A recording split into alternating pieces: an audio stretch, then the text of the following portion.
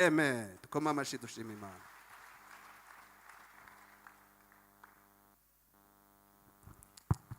Hallelujah. Hallelujah. Hallelujah. Hallelujah. Hallelujah. Hallelujah. Sinari menyereye umusemuzi. Nari nyobe umuntu uwo muntu uvuze hafi yanjye havuye. Ndakwakiriye Jiribe. Imana igumugisha. Hallelujah. Hallelujah. Yesu ashimwe. Praise the Lord. Hallelujah. Hallelujah. Ndanezerewe cyane muri iki gitondo. I'm very glad in this beautiful morning. Mutima wanjye uguwe neza cyane. My heart is extremely happy today. Ndimo ndasaba Imana ngo simfashwe mbere yanyu. I'm requesting God that I don't jump up before you filled by the Holy Spirit. Ariko ndumva nezerewe. But all in all, I feel so glad today. Amen. Amen. Ndabaramukije mwese mu izina ry'Umwami wacu Yesu Kristo. I greet you all in the Ndabahobereye mwese. I hug you all in the precious name of Amahoro Jesus. y'Imana yacu twiringiye abe muri twebwe. May the peace of the God we trusted be upon Amen. you. Amen. Amen. Amen. Kandi twiregereje n'abari online We also welcome online followers. nabo Imana iduhane nabo umugisha. May God bless you abundantly alongside us. Ndumva nshaka kubanza gushimira umushumba wacu mukuru. First and foremost, I would like to thank our bishop. Nkashimira mami ndetse n'abandi na revera n'abandi barevera bose abandi ba pastor bose. I want to thank Mama Bishop as well as the associate pastors. May God bless you abundantly. Mushumba wacu Our bishop, ndumva nezerewe cyane muri iki gitondo. I feel so glad to this beautiful morning. Nejejwe n'uyu mugisha mumpesheje. I'm very glad because of this privilege. Ndumva nshimiye Imana. I'm so grateful to God. Ndumva nihuje uberutse kutwigisha ijambo ryiza ryanze kumvamo. Nihuje n'ubuhanuzi bwahanuye ibyaha kera. Ndumva aho hantu hariho nashinga ibirenge. So I want to I'm reminded of the old prophecy, the prophecy that spoke about sin. Ubuhanuzi bwavuze iby'iri torero. The prophecy that spoke about this church particularly. Ubuhanuzi bwavuze ibyanyu mushumba. The prophecy that spoke about you. Bwavuze ko kuri mwebwe hazubakwa itorero. The prophecy that said on you a church will be established. Kandi amahanga kaza karuhuka. And the nations will come and find rest. Nasabye Imana ngo aho hantu abariho nshinga ibirenge uyu munsi. I honestly pray to God to follow the same footsteps. Nasabye Imana ngo imfashe. Njewe nawe tubaho hantu muri icyo kibanza Imana yavugaga icyo gihe. I prayed and asked God for us to follow the same footsteps. Tube aho hantu Imana yavugaga kera ikahavuga nk'ahariho tukaba tuhicaye uyu munsi. To be in that place that God spoke of and we are sitting here when it has been fulfilled. Ndumva umfashe tubaho hantu muri icyo kibanza. I would like you to feel it, to understand it the same way I understand. We be in the same spirit. Kugira ngo Imana isohoze iby'ubwo buhanuzi ku buzima bwawe nawe. So that the Lord may fulfill about that prophecy on your life and on my life. Hallelujah. Hallelujah. Imana ishimwe. Praise God. Nakiriye Jiliberi rwose. Hallelujah. Amen. Jiliberi ni umwe mu basemuzi beza kuko mumukomera amashyi. Twese tuzi Icyongereza ariko ntago tuzi kugisemura. Rero Imana imumugisha. Imana izi gutoranya igaha abantu impano zizagirira umumaro mu murimo wayo. Imana imumugisha Jiliberi. Tugiye kwinjira mu ijambo ry'Imana Imana yashyize ku mutima wanjye. We are about to read the word of God that the Lord has put on my heart. Reka duhere mu gitabo cy'umuhanuzi Yesaya. Let us begin the book of Isaiah. Turasoma mu bice 51. Isaiah chapter 51.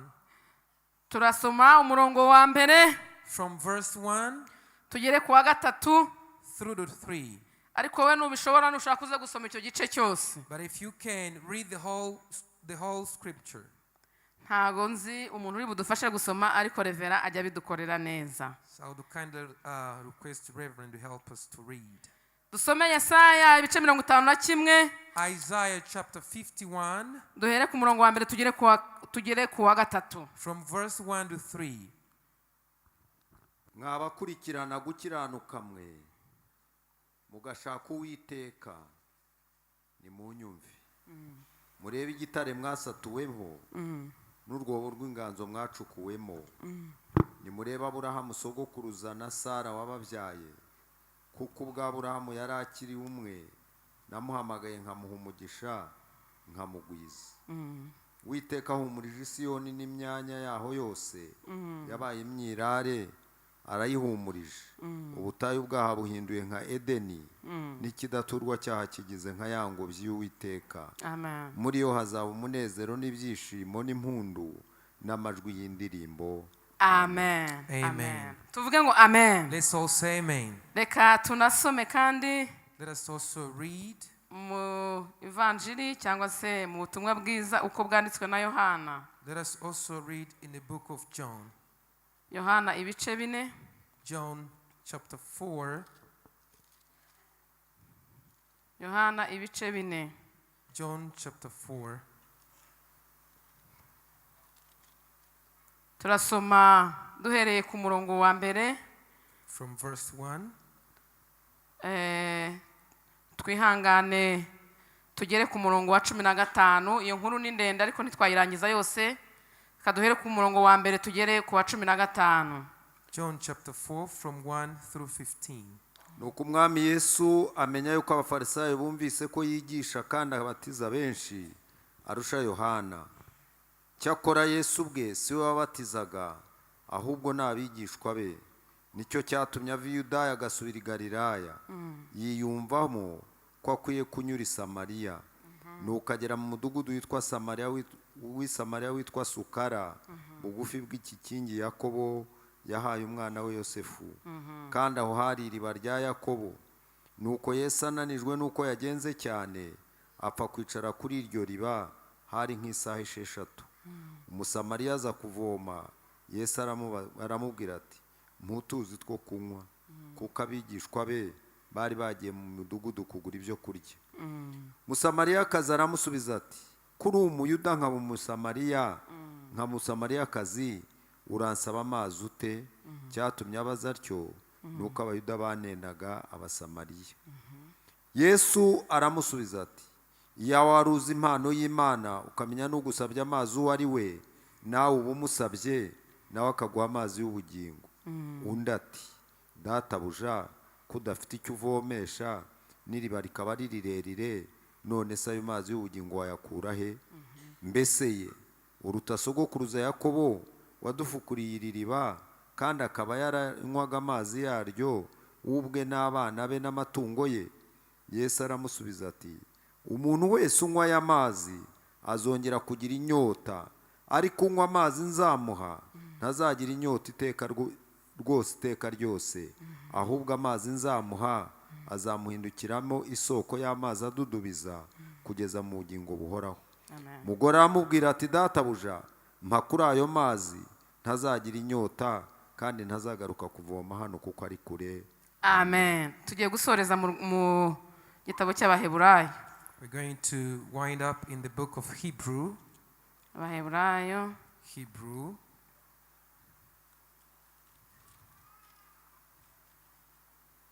Ibice 2. Hebrew chapter 2.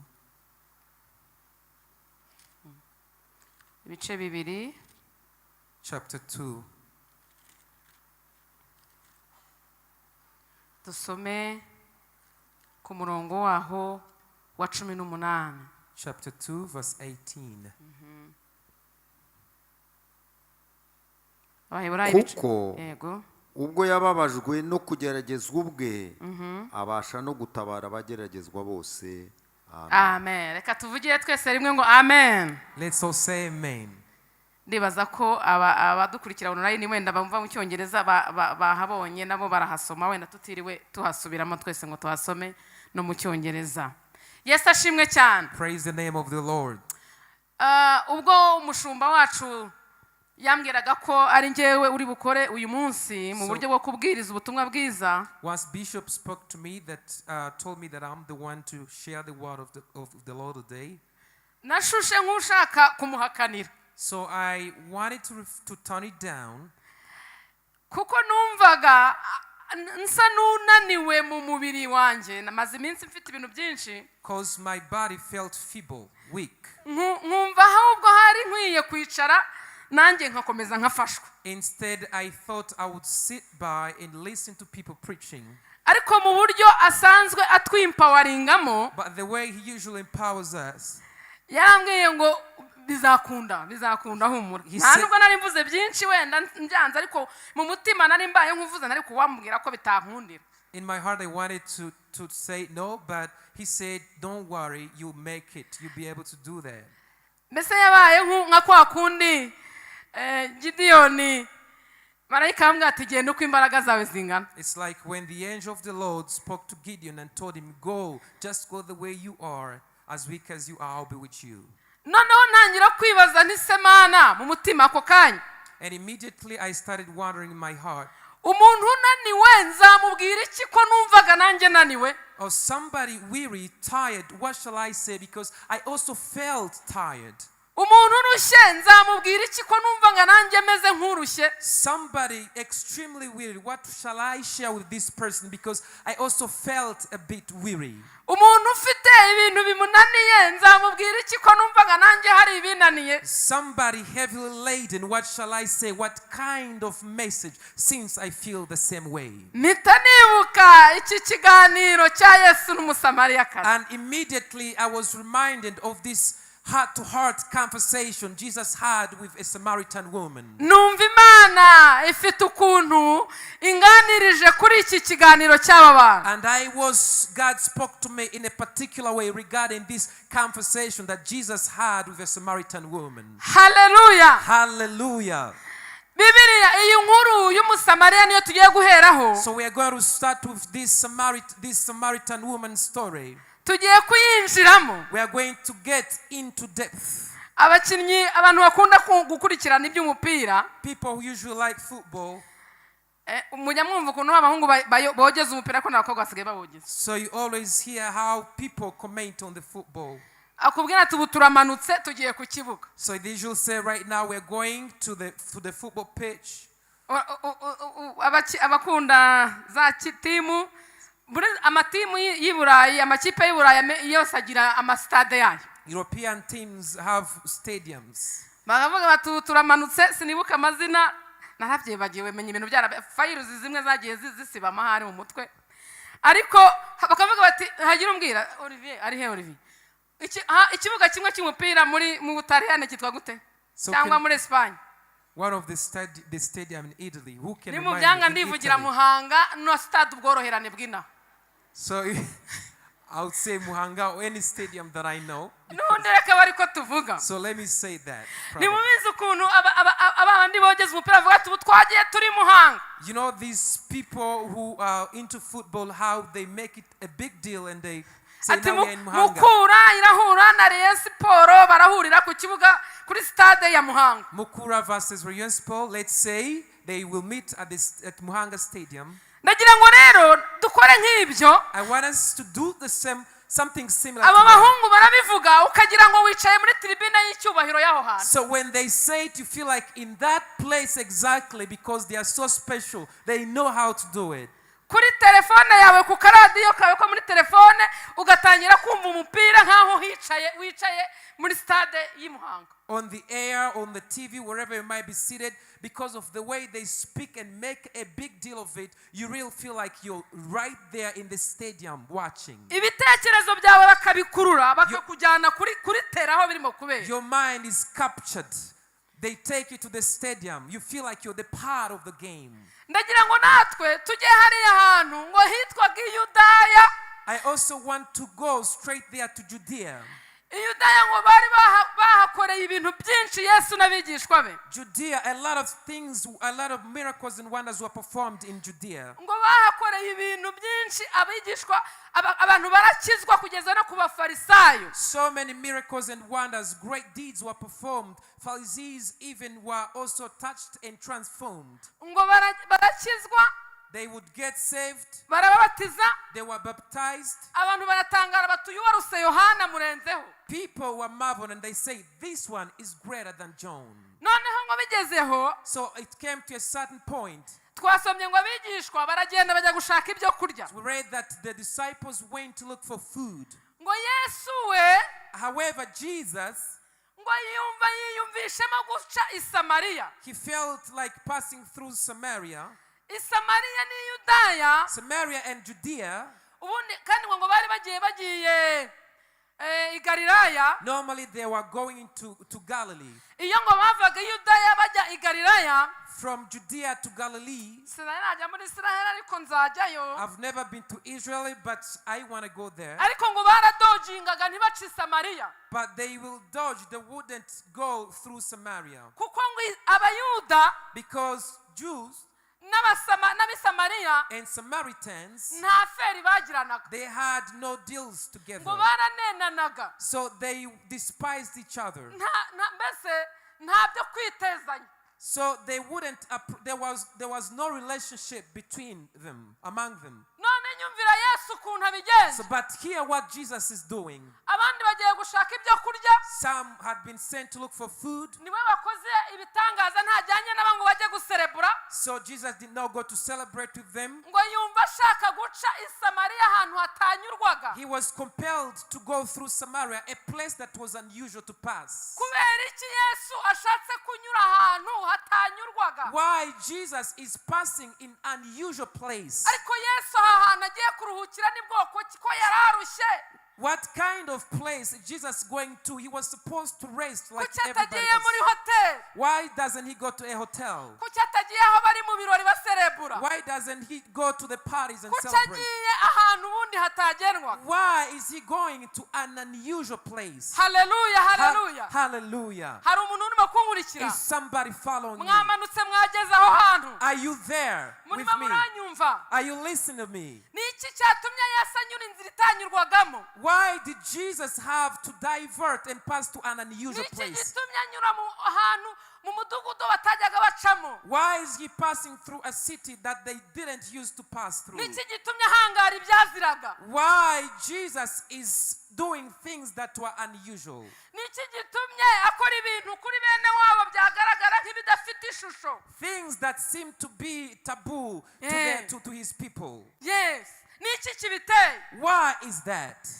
Yesu Jesus, yari afite umuntu urushye hariya. there was somebody heavily laden. Uwo muruho w'uwo muntu Someone was tired. ugatuma Yesu nawe yumva arushye. And this was affecting Jesus, and it would make him tired too. Naje kukubwira ijambo rikomeye uyu munsi. I've come to tell you something today. Umutwe w'amagambo tuganira turimo kuganira uravuga gutya. Our theme is, Uravuga ngo ibintu bikuruhije. so things that make you tired, Yesu nawe arabirushye.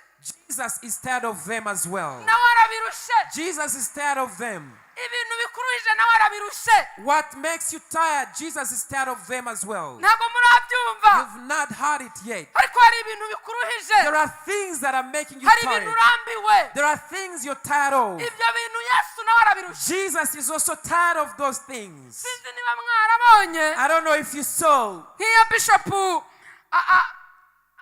ahanuriye nk'umuntu ikintu cyangwa Imana ishaka gukiza umuntu mwarabibonye. When Bishop prophesied for someone, maybe you've seen that. Mwarabibonye no kuwa gatatu byarabaye. Even last Wednesday it happened.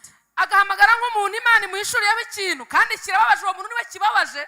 When he calls somebody and that thing has been troubling that particular person. Ariko iyo uwo muntu yanze kuza mubamubona Bishop ameze gute? So when that person uko kuntu mubamubona arushye. So the way that person is tired will receive Kwa kundi prophecy. Kristo muri we barushye. It is the same way Jesus is Kuko was tired. yashakaga kuruhura uriya muntu. Because he wanted to relieve that person. Nuko nyine Yesu yari arushye icyo gihe. That's how Jesus felt during that Ntabwo time. yararuhijwe n'urugendo gusa nubwo Bibiliya ariko yavuze. It was not only the journey that was making him tired. Ariko yararuhijwe n'umuntu uri Giriya. But he was tired because a particular person, Umuntu uri hari i Samariya. a person in Samaria, Ufite umuruho ukomeye cyane. who was extremely weary. ku buryo uwo muruho Because of that weariness watumaga Yesu nawe yumva arushye. would make Jesus tired too. Reka nkubwire Let me tell you this. ijambo ry'Imana muri Matayo ibice 11:18 cyangwa 28 murahazi mwese. In the book of Matthew chapter 18, ha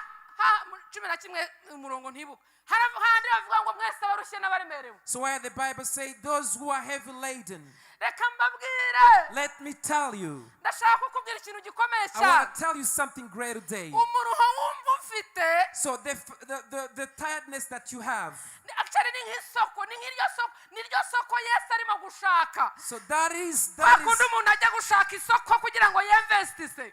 the tender that Jesus is looking for. Mw'ijuru murabizi ngo umunsi umwe inama yateranye. So you know that once there was a meeting in heaven, Baravuga bati ninde watsindira isoko ryo kuruhura abantu ra? and they said, who can win this tender to relieve people? Bya bitabo byitwa dawo abakora amasoko murabizi. So you know all those books, people who are in business, you know, you understand greatly about those books. Icyo gitabo kiba cyanditsemo ku isoko riteye. So normally that book has all the details N'imibabaro izagenda. about the tender and the markets, everything. Nayivuze imibabaro.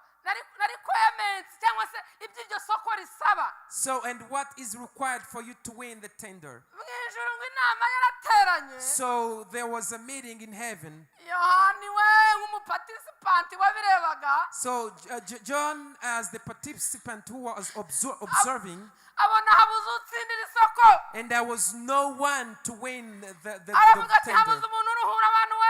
And he cried out loud and said, no one is able to save these people. Hashize akanya. A little while ago, Yesu aravuga ati mumpe icyo gitabo. Jesus said, give me the scroll. Ati iri soko ndarikora. I'm going to do this. Ati iri soko nge ndarikora. I'm going to do this. Hallelujah. Hallelujah. Yesu ashimwe cyane. Praise the Lord. Rero kuba hari umubabaro ufite. So for you to have a certain suffering, Ibyo bintu birimo birababaza Yesu. that is paining Jesus, makes him sad. Ibyo bintu ntibishobora gutuma yiyumanganya. It cannot allow him to stop. Ibyo bintu nawe arabirushe. Jesus is also tired of what is making you tired. Ibyo bintu nawe arabirushe. Jesus is tired of what is making you tired. Sinzi ibintu bikuruhije uyu munsi. I don't know what is troubling you today. Ariko ibyo turi uko tuganira ugenda ubitekerezaho. But as we go, think about it. Reka nkubwire ko Let me tell you, kumva urushye ntabwo bivuze kutizera. feeling tired doesn't negate the fact that you have faith. Cyane rwose.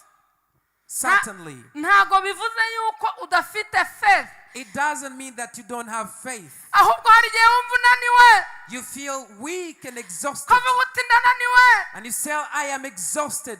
Ndananiwe. I am tired.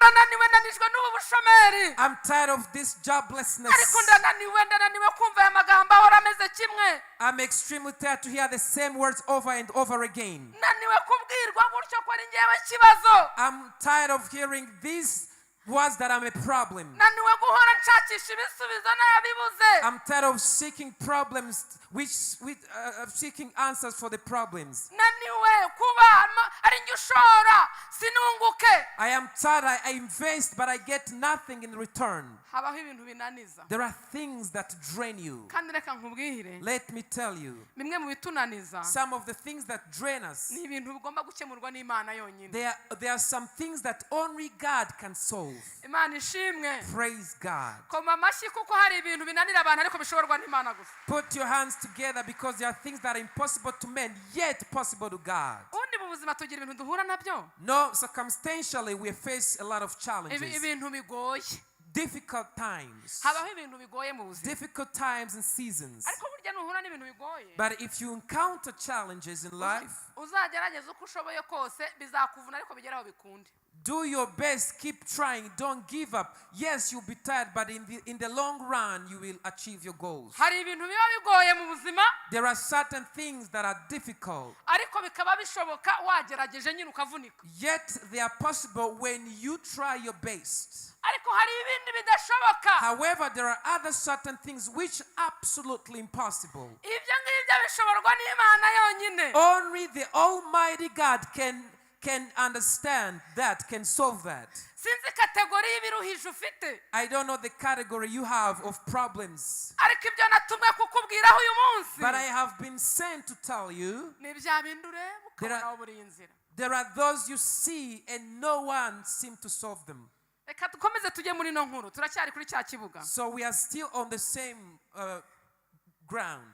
Uyu mudamu This Samaritan woman, hari ibintu nabonye yararuhijwe nabyo ngira ngo tuvugeho gatoya. there are a few aspects, a few things, a few challenges she was facing. Icya mbere The first thing, yararuhijwe n'akajagari ko mu marangamutima. she was tired of the chaos, the emotional chaos in his heart. Ntago washaka abagabo batanu ngo urimo wararanye n'uwa gatandatu uba udafite akajagari ko mu marangamutima. So obviously you cannot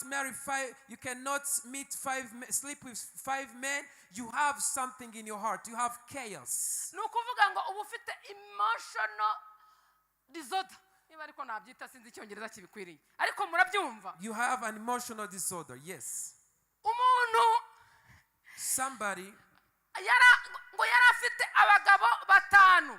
she had 5 husbands. Ariko Yesu arambwira ati nibyo koko n'uwo mwararanye si uwawe ubwo yari yararanye n'uwa gatandatu. And Jesus told her, it is true, you have spoken the truth.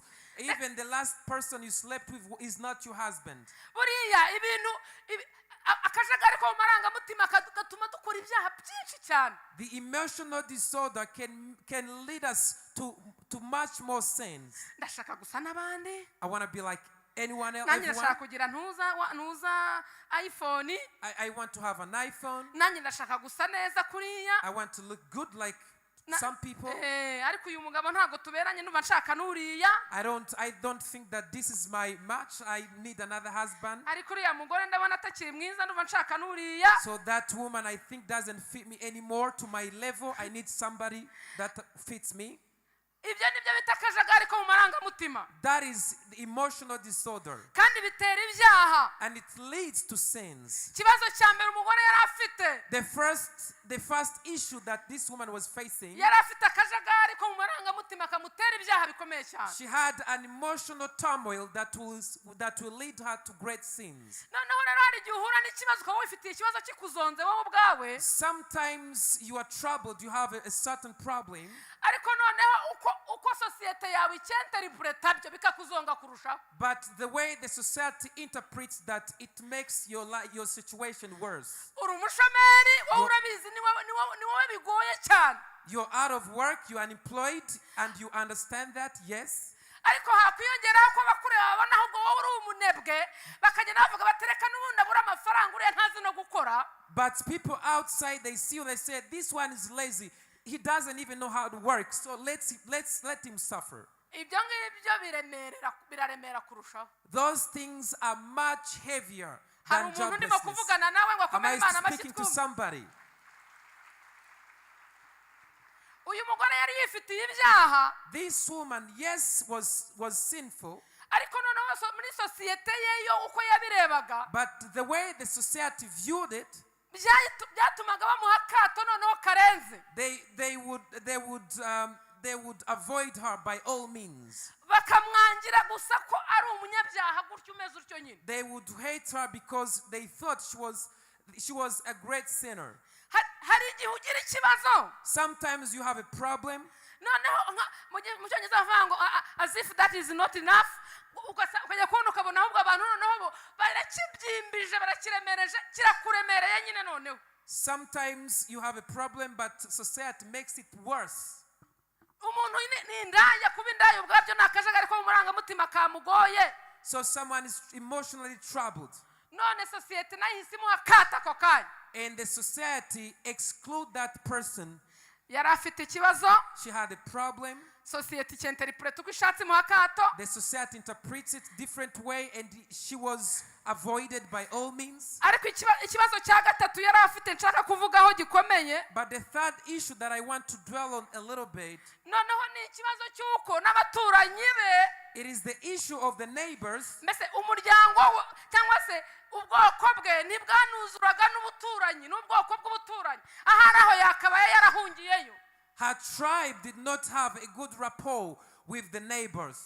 ahari wenda yari kuba yariviriye Samariya akigira i Yudaya, Probably she would have fled from Samaria and go to Judea. ariko ngo ubwo abo bantu baraziranaga niko twatangiye tuvuga, But those people were opposed to each other. They were rivals. ngo baraziranaga. They were rivals. Icyo kikaba kibaye ikibazo cya And gatatu. that was the third issue. Ikindi cya kane, And the fourth issue, yararuhijwe n'ubuzima. she was circumstantially tired on the praise. Yesu amubwiye ati umpaye amazi nanjye naguha amazi y'ubugingo ntuzongere kugira inyota ukundi. When Jesus said, if you give me water, I'll give you eternal water for eternal life. Yabyiyumviye mu muruho we.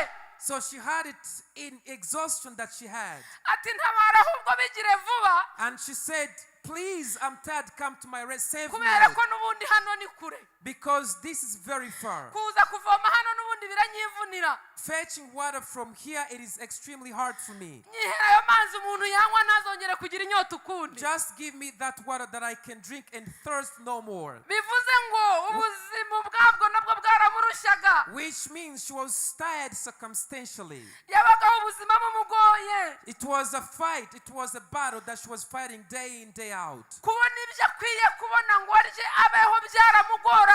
Making ends meet was very hard. Kandi mwibuke nyine ari hahantu bamuha akato. And remember, she was in a place where she was not recognized. Ntajya mu bazunguzayi nk'abandi. She couldn't go to the vendors like anybody else. Kuko aragaragara nk'umuziro. Because she looks like an outcast. Cyangwa afite ikibazo gituma atajya mu bandi nyine. So she had a problem, so to speak. Kandi nyamara agomba kurya. Yet she has to eat. Akeneye amazi yo kunywa. She needs water to drink. Ayiwe mbega umuntu. It was such a pity. She was indeed Ibyo bintu tired. byose bikamurushya.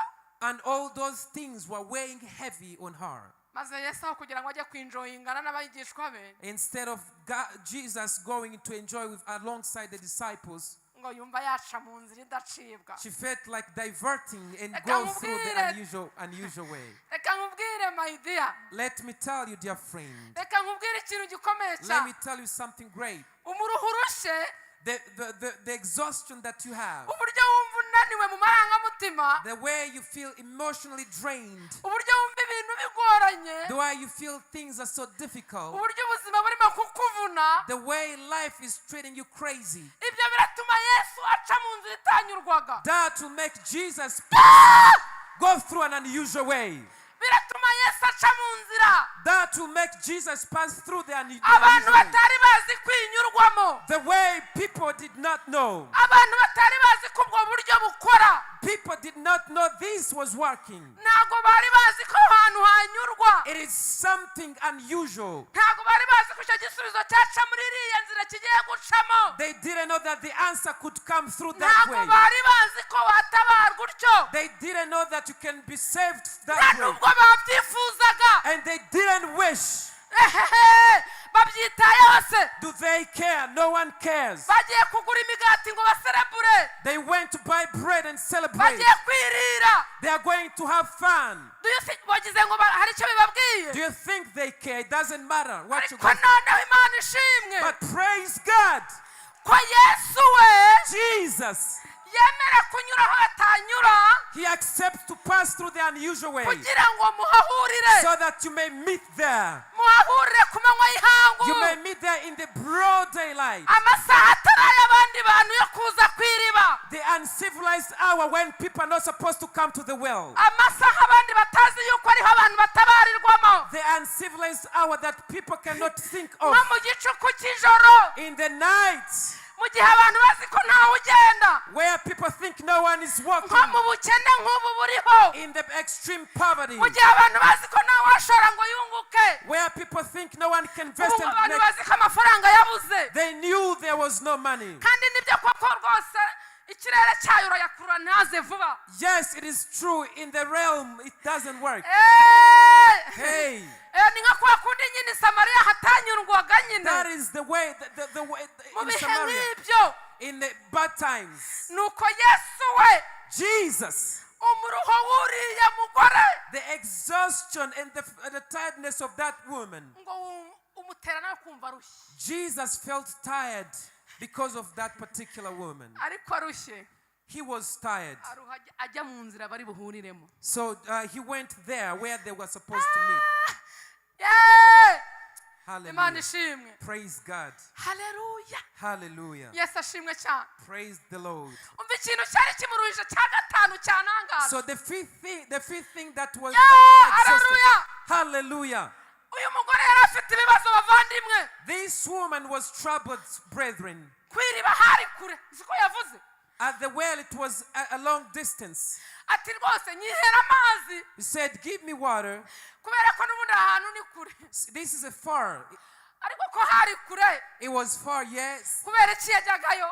But why did she go there anyway? Igisubizo cyavuze. So the answer was, Ngo iri riba ni ngo na sogokuruza Yakobo. so the ancestor Jacob, Ngo nawe niho rwose ngo niryo yanywe ngo niryo yavomagaho. this is the same way where they would come and Ngo draw water. n'abagaragu be ngo niko babigenzaga. Even the servants would come and Ngo draw water from here. n'amatungo ye yanyweraga ha. Even the cattle were fed from this Abantu well. baruhijwe n'ibintu. People are tired. Kwizerera mu byo bita generational curse. So they believe in what is called generational curses. Abantu umuntu akaruhayo kubera gusa yumva ngo na nyina yararushye na nyirasenge. Ngo therefore nanjye ngomba kuruha. Someone feels like is entitled to generational curses. Since the ancestors were tired and passed through certain things, she also feels the same way. Muranyumva? Do you hear me? Hallelujah. Hallelujah. Reka nkubwire uyu munsi Yesu akuruhure byose n'icyo kirimo. I pray that Jesus will give you rest, including that one. Imana ituruhure byose. May God relieve us of all those things. N'imyumvire y'iwacu mu miryango.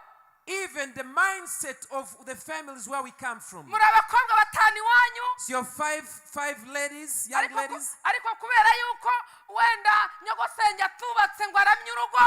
But because of your auntie did not have a good relationship, Namwe mwicare mwiteguye ko hari uzasenya. you are always afraid that you will not have good families. Ngo bigomba kugenda di. So and that's how it is. You feel like that's how it is. Ibyo ndabivumye muri aka kanya. I rebuke those in the name of Jesus.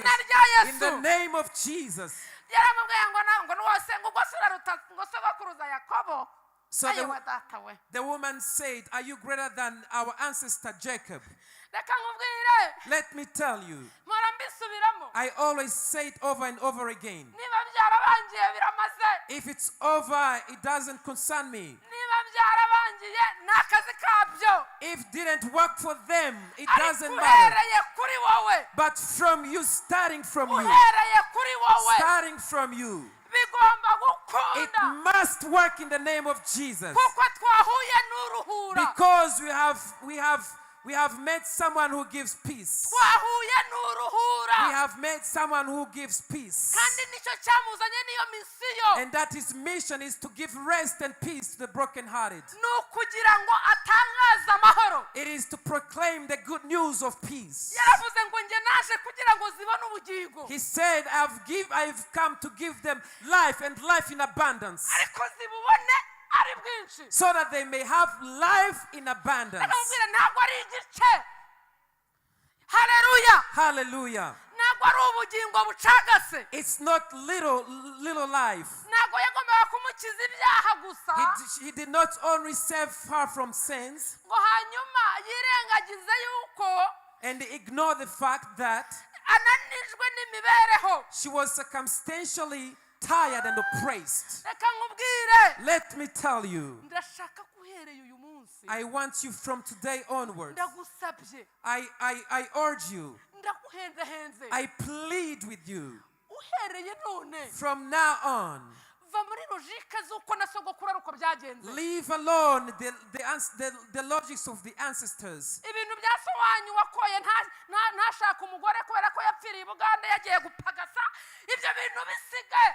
Leave alone about your aunties who are not able to maintain the family, the dysfunctional families. Ibyo wabenzwe yarasabwe. Ibyo ngibyo biveho. So leave alone all those. Forget about it. Ubwawe ugomba gutaha. So you yourself Komera Imana You amashyi. yourself have to be rescued. Mighty hands come to the Lord. Hallelujah. Uzataha. So for you, you'll have a marriage. Kuko uyu munsi twicaye aha muri iki kibanza. So as we are sitting right here, Kristo yahakatiye. Christ uyu is munsi yacyamishiye ahangaha Christ has come this way kuko umuruho turushye because the exhaustion that we have umuteye n'abakumva arushye makes him exhausted too. nabahaye urugero rwiza mwese murabizi bishop wacu muramuzi mumbabarire ndimo ndabatanga urugero So you know our bishop, you understand.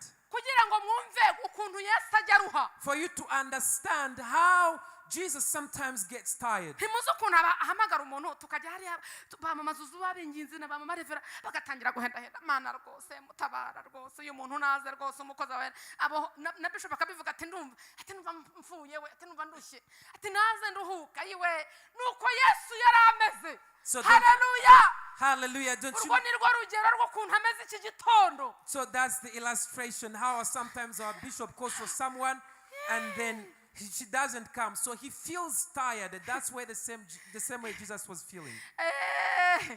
ngo Yesu aragenda ajya kwicara ku iriba n'ukuri mu nyumvire n'aho hantu ho kuruhukira. Jesus went and sat at the well. kumbe hanyuze kugira ngo hahuriye na wa wundi. But he passed that unusual way to meet someone who was tired. aciye muri iyo nzira kugira ngo muyihurire. Jesus is passing that way so that you may meet halfway. aciye ahantu ujya uca kugira ngo muhahurire. Jesus is passing where you pass so that you may meet. aza amasaha uhagerera arayapimanya. He knows the exact hour when you pass that way. aza ahantu wicaye uruhiye cyane. He knows where you're sitting, where you're tired. azi ibintu byabaye nka rutine ku buzima bwawe. He knows the routines, things that seem not to move or change. ibintu bimeze nk'aho ari ibisanzwe. Things that seem ordinary. azi ukuntu ubu ngubu wumva ko ubwo burwayi butakira. So he knows the chronic disease you have. azi ukuntu abantu bumva ari nawe wabwiteye kuko udakora siporo ukaba unanywa isukari. And people blame you for that for different reasons. They feel like you're the one. abantu ni babi n'ukuri kose. People are bad. uzi ko umuntu arwara bakavuga ngo n'ubundi yanywaga isukari nyinshi niyo mpamvu arwaye diyabete. Sometimes a person gets in, they say, icyo nkundira Imana yo ntireba ityo. so what I love about God is He sees things differently. Hallelujah. Hallelujah. yo ntabwo idushinyagurira di. God does not condemn us. Imana ntabwo ishinyagura. God does not condemn us. Imana yo ntishinyagura. God doesn't condemn us. Hallelujah. ntabwo ivuga ngo niwe yabyiteye di. He doesn't say you brought this to yourself. ntabwo ari kuvuga. God doesn't speak that way. umunaniro n'umuruho wawe. The exhaustion and the suffering, utuma nayo yumva inaniwe. it makes God tired too. avuga iti ariko uyu muntu agomba kuruhuka. And he says this person has to be relieved. ariko uyu muntu agomba kuruhuka. This person has to be uyu relieved. muntu akwiye kuruhuka. This person uyu resolves muntu akwiye kuruhuka. relief. This person deserves relief. haleluya. Hallelujah. uyu muntu akwiye kumenya ko This- karande n'akavukire z'iwabo zidakwiye kumwica. This person must know that the generational curses has no say upon his life. agomba kumenya yuko Must know ibyaha yakoze mbimukiza. that the sins he committed, they committed, nkamukiza n'ipfunwe ryabyo. I will save them and take away the disgrace and shame. nkamukiza n'ikimwaro cyabyo. And I will take away the reproach. nkamukiza ikintu cyose kigendanye nabyo n'icyazanywe I nabyo. will save them from everything that's connected to generational curses. Hallelujah. haleluya. Hallelujah. ndagira ngo turimo tuvuga ibi ngibi. So as we speak this, I want you to think. twavuze ngo noneho twavuye i Yudaya. So we said we now left Judea. twaje hano tuje gukora remix noneho. And now we've come here. remix murayizi. abaririmbyi remix ni iki wana? Remix, I am asking the singers. mahirwe prosperi. amazina yose ndayazi ndakina se. remix ni iki? What is the remix? iyo ndirimbo bavuze ngo bayikoreye remix baba bashatse kuvuga iki? Remix. What does it mean? bayisubiramo rimwe rimwe bakongeramo n'amagambo atararimo. It is a song that is interpreted and sometimes they add some words. ariko systeme z'abaririmbyi ndazizi. I attended the choir rehearsal once, but I understand a great deal. narepese rimwe ntaha nshonje. abaririmbyi ni ukuri Imana ibamugisha. So God bless you. I know what you go through. So I once rehearsed. ntaha numva mabara hano nk'uwateruye ibyuma. I was tired. I felt like I was in a gym. Imana ibamugisha. God bless them. Nukuri burya biravuna tuvuge ngo Imana ibamugisha. God bless them. It is not easy. None bikindi bakubabwira rero none. So another thing I was about to say. Nababwiye ngo tuve Yudaya rero. I said let's Kuri leave ya stade Judea. twari twagiye tugaruka. The stadium where we were. Let's now get Tuze back. hano ahangaha iwacu Bethesda. So now let's be here in Bethesda. Aho Kristo yacyamikiye muri iki gitondo. So where Christ has come this Ubu morning, ngo yicaye hano. He's sitting right here Ubu now. ngo yicaye ahangaha ngo yaramanutse yicara kuri rya riba. Jesus is sitting right here as he was sitting at the well. Ubundi mu by'ukuri yahadutanze. So in other words, he's here before us. Ubu ari ahangaha, ari ahangaha. He's there, he's moving, he's right here, he's moving around. Arakwegereye ahangaha wicayeho. He's next to you, he's very close to you. Arimo arumva ibyo wamubwira mu mutima. He wants to hear from you, he wants to listen. Arimo arumva ukuntu wasita bya bindi bikuruhije abantu batazi yuko binakuruhije. He wants to hear everything that is burdening you and troubling you. Ndagira ngo ubilistinge neza. I want you to list everything that is troubling your heart. Komeza ubivuge. Keep uttering them, keep saying them. Mubwire uti abantu banyita izina ribi. Tell them people call me names. Abantu banyita nabi. They call me bad names. Bamvuga ko ndi umunebwe kandi nabuze akazi. They say I'm lazy. Kandi nukuri ukambaye nagakora nakabasha. I don't have an employment, but if I'm given one, I can do it. Tell Jesus, tell it to him. Bavuga ko ntazi gukora kandi nabuze igishoro. They say I am sluggish, I don't know how to work, but I don't have an investment. Nyamara umpaye igishoro wanyigisha n'ubwenge ndabizi numva nabibasha. But tell Jesus, tell him if you give me an investment. Tell everything burdening you that people speak and slander about you. Mubwira n'iryajwi Satani ahora akongorera ngo uzapfa nka nyogosenge cyangwa nyokorome. Tell Jesus everything that's troubling you, telling you that you'll die like so and so from your family. Tell him how exhausted and tired you are. Tell him how you've been praying for long. Tell him I'm extremely tired of this. And Jesus told the Samaritan woman, time has come where people who worship the Lord must worship him in spirit and truth. Hallelujah. Hallelujah. Tell Jesus, I feel tired. I'm tired of this. I'm tired of speaking to the disobedient children. I'm tired of bringing up children who don't listen, disobedient kids. I'm tired of being slandered about. I'm tired of explaining why I've delayed. I'm tired of explaining how I've delayed to pay the school fees. I'm tired. I'm extremely tired. Pour your heart out to Jesus. Pour your heart out to him.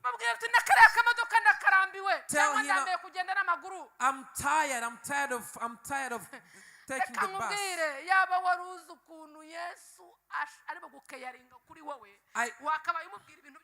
I wish you knew how much Jesus loves you. Would pour your heart out and tell him everything. How much he cares.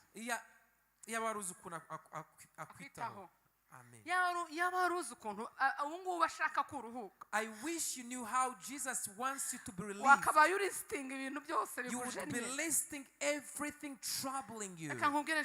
Let me tell you, my dear friend, Jesus has passed this way today so that you may meet him. So we read great words in the Bible. We read in the book of Isaiah. We read in the book of Isaiah. I love this word greatly. What did it say? Isaiah chapter 51. Especially verse 2. 3 rather. It says the Lord will surely comfort Zion. The Lord is comforting Zion. The Lord has brought comfort to Bethesda. The Lord is comforting you and I. He has said has comforted Zion. ngo n'imyanya yaho yose yabaye imyirare And will look with compassion on all her ruins. arayihumurije. He is comforting Zion. Umwirare uzi icyo ari cyo? You know what ruins are? Ni ikintu nk'umurima cyangwa ikizu kikaba abandone kikavamo abantu. It's like a burn. It's like a place that was abandoned. Umuntu wese uhaciye akabona ntago yahinjira ibitarangurirwa byamumira bunguri. It is a desolate place. It is a burn that is abandoned and so scary. hahandi kera mu gisakuzo twari tuvuga tuti ngo hakurya mu gihugu tugasubiza ngo ikizu kitabamo abantu. Ibyo ntago yamenya kubisemura ariko mwabyumvise. Umwirare. So the ruin. Inzira zitakinyurwamo. The paths that are not passed through anymore. Umva ikofi itakijyaba amafaranga byarangiye. The wallet which doesn't have money anymore. Konte yasubijwe muri beneri. The account that is been taken back to BNR. Bakayisubiza bakakubwira bati rero iyi konte yarasinziriye niko bavyita buriya konte ngo zijya zisinzira zikagona. The accounts become inactive. Then iyo konte rero. So such kind of account. It becomes like a ruin. They called you, we are sending it to BNR.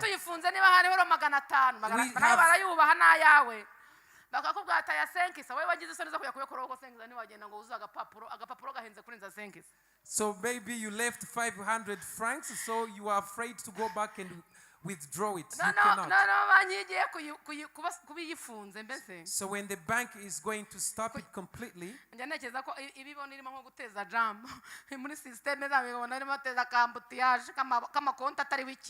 I always feel like they feel like it's causing a jam.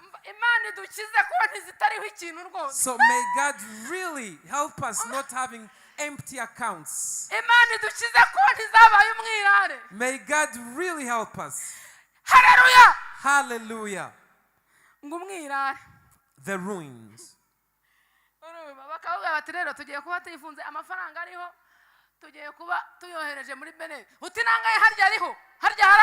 So they tell you, you're going to close your account. You say, how much is it? And they tell it is 1,500. Oh God. Praise God that He has given comfort. He has given comfort the place that was desolate. Praise God. Today God wants us to give us comfort and to tell us so things different from what you're going through exist.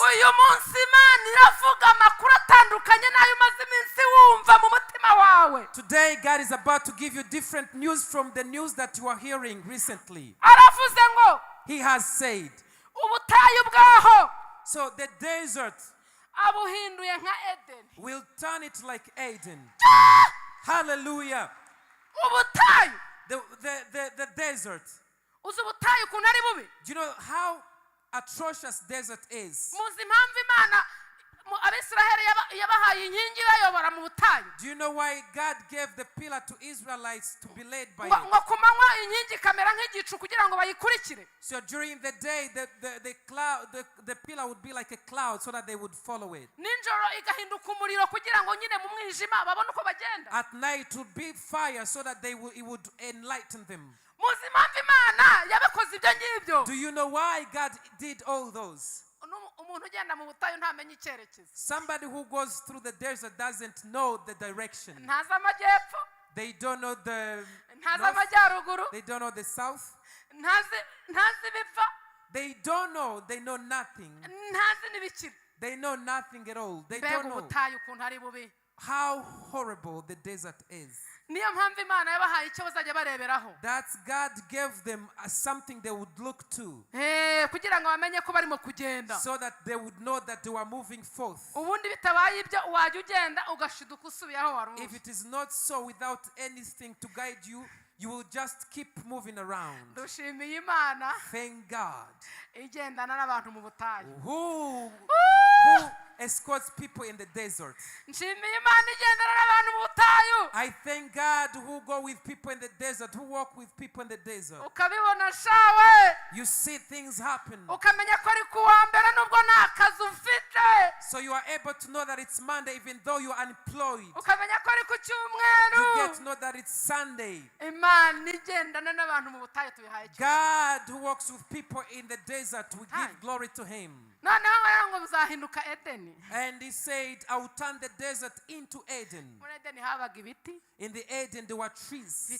ushobora gufatiraho referanse. So trees that you could take the reference hari from. ubuzima hari amazi There was water. niko So uzi ko Imana igenda imeze ibintu ufatiraho referanse. do you know that God brings things Hallelujah, that you can hallelujah. reference from? Amen. ibintu ureberaho ku buzima bugiye gukunda. Things that can give you a reference. ibimenyetso by'ibyiza bikaza. Some good signs of good things to havuga happen. utubwo mbonye kino giti hari ukuntu ugenda havuga utubwo ngeze hano hantu yari nka muri quartier utazi cyane. You reach a certain point, maybe in a certain neighborhood, and you say, tubwo ngeze ku kazu k'amazi ndenda kugera kuri polisi. since I am at this place, I know I'm about to get to another place. Imana iguhe za referanse. May God give you references. zikwereke yuko ibyiza wenda kubigeraho. References you can look to Hallelujah. and know that you're about to enter Imana into iguhe new ibintu seasons. ushingiraho. May God give you things that you kabone ko can gutabarwa base kugeze hafi yawe. on, so that you get to know that your rescue is at hand. abarakore tubyita ibimenyetso by'ibyiza. So we have signs of good things. akantu kakwereka yuko ubukwe buzaba. Something that shows you that the wedding is close. akantu kakwereka ko bya bindi bya karande byapfuye byarangiye. A reference that shows you a sign of good things, that the old things of curses were over. aravuga ngo He said hazaba muri Edeni it will be desert to be turned into Eden, n'ikidaturwa cyaho and the wastelands akigize nka ya ngobyi y'Uwiteka. it will be like the Garden of Eden. muri yo In it hazaba umunezero there n'ibyishimo will be joy and gladness, n'impundu n'amajwi y'indirimbo. thanksgiving and songs. ayiwe Mana we. Hallelujah.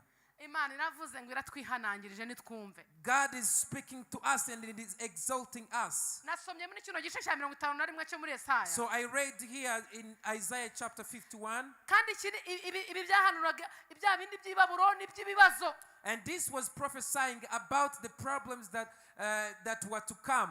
ariko Imana ica muri Yesaya ibabwira ibitandukanye n'ibibazo byo muri by'i Babuloni. But through Isaiah, God spoke things different from Babylon. nanjye niyo mpamvu uyu munsi naje kubwira amakuru atandukanye na That's why today I've determined to come to give you different news. naje kuvuga n'ijwi rirenga. I have come to speak with a loud voice rivuga ibitandukanye n'iby'iminsi imaze iminsi kubwira. that speaks different from things that you have been facing recently. Hallelujah. Hallelujah. jambo ryavuze ngo ubwo we yageragejwe. The word has said, since he was tried and tested, ubwo we yageragejwe since he was tested, akangwa he was hated, akavugwa he was slandered, agakubitwa he was beaten akageza aho apfa. to the point he died. ubwo yageragejwe ubwe Because himself suffered, abasha no gutabara he's able to help abageragezwa those who are being tempted. atari abadiyakoni gusa, Not only deacons, atari abandi bafite amafaranga gusa, not only the rich, atari abagore gusa, not only women, atari abagabo gusa, not only men. ahubwo ngo abasha gutabara bagira bati He's able bose. He's able to help those who are suffering. ijwi rikubwira ko mu batabarwa utarimo, ijwi rikubwira ko mu batabarwa utarimo, The voice that does not count you among the people who are to receive the miracles, iryo ni ijwi rya Satani. that is a devilish ndagira ngo voice. ugire gutya iryo urisiribanga. I would like you, ijwi rikubwira ko mu batabarwa utarimo, iryo jwi ni irya Satani. the devil that tells you not among the people who are about to be rescued, that is the devil, that's the voice from the devil. naje kukubwira ngo uri umukandida wo gutabarwa I n'Imana. have come to tell you that you're a candidate to be helped and rescued by God. kandi ibyo bintu si ibyo wowe wifuza, Those are not the things that you wish, ahubwo nawe ubwe Yesu wacu arabyifuza. but even the Lord himself wishes that for you. Hallelujah. Haleluya. Hallelujah. Bishop wanjye we, My bishop, nibyo wifuza n'Imana yacu nayo irabyifuza. what you wish, God wishes the bakristo same. bavandimwe, brethren, dear Christians, ibintu bituvunnye so what is troubling us? na Yesu biramuvunnye God is also tired of those. kandi we ntabwo avunika ngo avuge ngo nanjye biranyobeye And he doesn't say, I don't know what to do. ahubwo aravuga ati ngomba gukemura iki kibazo And he says, I must solve this problem. wowe ukaruhuka nanjye nkaruhuka And you'll be relieved, and I will be relieved too. ndumva nshoje So I am concluding. ngiye guhamagara bishop wacu I'm going to call our bishop. ariko ndagira ngo uyu munsi But today I want umbabarire ubwize Yesu kuri you to pour your heart out to God. ikibazo dufite abarokore So the major problem we have, Christians, believers, ubu rero ngo twihagararaho tugakabya so we always keep to ourselves. ugakomeza kuvuga ko ibintu nta kibazo So we say it's okay, everything is fine. kandi urabizi ko ari ikibazo But you know, deep inside you, it's a urashaka problem. ibitandukanye n'ibyo Do you want something different? none ariko we ntujye utinyuka kubivuga Oh, yes, you want something different, but you don't want to say it. wabivuze wabisabye Imana Why don't you say it and tell it to God? Why don't you ask of God? ko uyu munsi yaciye aha agaca akabojya akicara kugira ngo yumve ibyo uri buvuge Because today he has decided to be here and dwell a little bit longer. Tell him, pour your heart out to him. haleluya Hallelujah. ni ukuri avuze ijambo ryiza ry'icyongereza ngo pour your heart mbese suka umutima wawe imbere ye Yes. haleluya Pour your heart out to God. suka umutima wawe imbere ye Pour your heart out to ubwira God. uti nabiriya ngewe ndabirushye Tell Jesus, I'm tired of these nabiriya things. ndabirushye I'm tired of all these troubling things. kuko uyu munsi yatangaje ihumure For today has proclaimed comfort. arashaka kuritahana He wants you to go home with comfort. yatangaje impinduka He has proclaimed change. arashaka kutaha wumva hari ibyahindutse And he wants you to go different from the way you came. kandi hasi buriya tutasomye muri kiriya gice cya 51 And in the same scripture, Isaiah 51, haravuga ngo nimwumve it says here, ngo ngewe uwiteka ninjye uzabitegeka I, the Lord, shall command it. ngo ninjye uzabitegeka I shall command it. haleluya Hallelujah. ibintu ufite bimeze nabi Things that you have that seem to be terrifying, emera ko uwiteka avuze ngo we aje kubitegeka except that the Lord has come to command them utangire wakira igitangaza and start receiving a miracle. nk'uko uriya mudamu twahereyeho Like the Samaritan woman, yatahanye igitangaza atari yabyutse yiteguye she received a miracle that she did not expect. yari yagiye kuvoma nk'ibisanzwe She'd gone to the well mu masaha ye yo kwihisha ku isaha y'isa sita z'amanywa in the noon. It was in the broad daylight. ariko ntiyari azi ko muri uwo muruho ungana utyo ujya kumuvomesha ku manywa y'ihangu She had no idea. She was only tired. ntago yari azi ko muri uwo muruho ungana utyo In that exhaustion, in that tiredness, fatigue, so to speak, ntago yari azi ko aho hantu ariho ari buhuriremo na Yesu she didn't expect to meet Jesus in that place. nawe muri aho hantu umeze nk'ugeze kuri climax ku gipimo cyo hejuru cy'ububabare bwo mu mutima wawe Even you that said the place where you feel like you're at the climax, you feel like it's the end of it. aho ngaho aho That place where you are, where you feel exhausted, aho ngaho niho intsinzi ibonekeye uyu that munsi is where victory is going to be gotten. komera Imana amashyi Might hands clap to the Lord. aho ngaho niho intsinzi The ibonekeye victory is going to be gotten. mbere yuko nsaba umushumba wacu kudusengera Before I call upon Bishop to pray for us, ndashaka guhamagara umuntu ushaka gukizwa I would like to call someone who wants to be saved too. umuntu ushaka gukizwa Someone who wants to receive salvation. ufite ibya byaha byaba bituruka muri ya marangamutima n'akajagari byaba bituruka mu bikomere n'ubuzima byaba bituruka nyine kuri satani kuko niwe se w'ibibi byose Someone who is troubled, someone who is going through hard times, someone who is feel extremely tired, umuntu urwana n'ibintu byamunaniye kureka someone who is fighting against things that he cannot overcome. sinzi niba hari uhari hano Imana yararitse ngo aze Are you n'abaruhu there? If you're there, kindly come forth. waba uri hano ngo uzamure ukuboko If you're tukurebe there, only lift up your hand. turaguhendahenda kubw'urukundo rw'Imana So we plead with you for the sake of the gira love of gutya God. akaboko kawe turebe If you're there, lift up your hand. hari umuntu ushaka kwakira Yesu Does anyone want to receive Christ kugira ngo aya makuru yo kuruhuka nawe amugereho so that he may receive relief? turimo turatangaza inkuru z'ikiruhuko We are proclaiming the news of peace. ayiwe nibyo musore tambuka turatangaza inkuru z'ikiruhuko So we are proclaiming the good news of the rest. kandi wowe mu bikuruhije si z'ubuzima gusa n'ibyaha birimo It's not only the circumstance, but you're tired because of sins. gira gutya nawe uze wiyunge kuri mwene Kindly data come and join our brother ngwino Yesu here. akugirire neza nawe na bishop arasenga ahereye kuri aba natwe dusenge Jesus wants to bless you. Please come forward. ngwino ndaguhendahenze nshuti yanjye I plead with you, come forth. ndumva ugihari nawe ngwino I feel somebody's still there.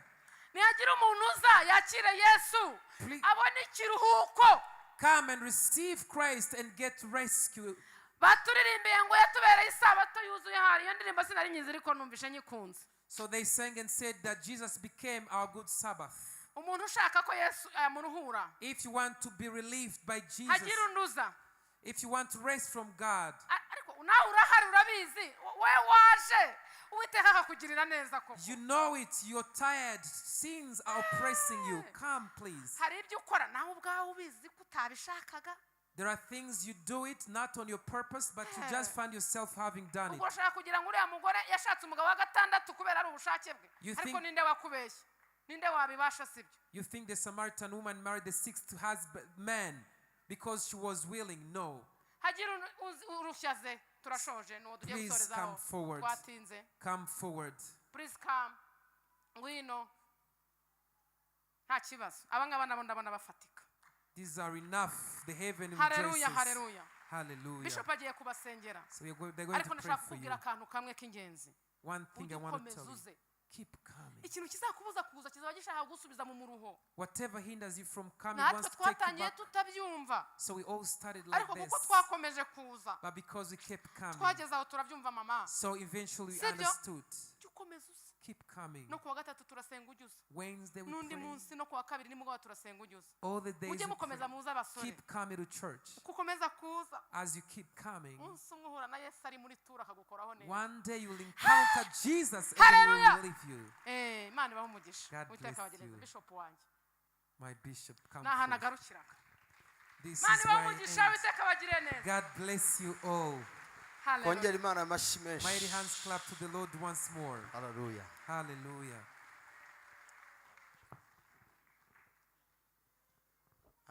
reka bene data tubafashe muraje kandi musanze Yesu uruhura So you've come to Jesus who gives relief kandi ukuri arabaruhura and truly who gives you mu race. buryo ngo mana yacu tuje imbere yawe tubabarira ibyaha byacu Yesu niwe waducunguye turakwakiriye nk'umwami n'umukiza w'ubugingo bwacu amaraso wamennye ku musaraba natweza duhumanure kuva uyu munsi duhindutse ubwoko bwawe duhindutse abawe tugiye kugukorera urakoze ko dufashe kandi udukomeje kandi tugiye kugendera mu nzira zawe urakoze ko twakiriye natwe turamara amaje rwose kugukunda no kugukorera satani n'abadayimoni tubateye umugongo imbaraga zabo zose zirarangiye ku buzima bwacu umwuka wera amanukiye ubugingo bwacu kandi turamwakiriye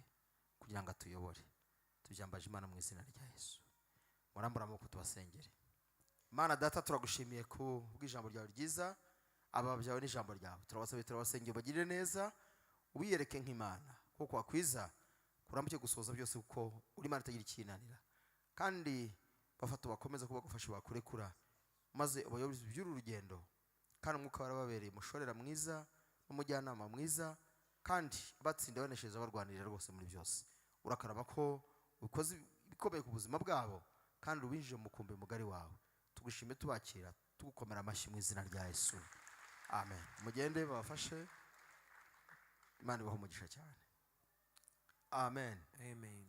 haleluya Hallelujah.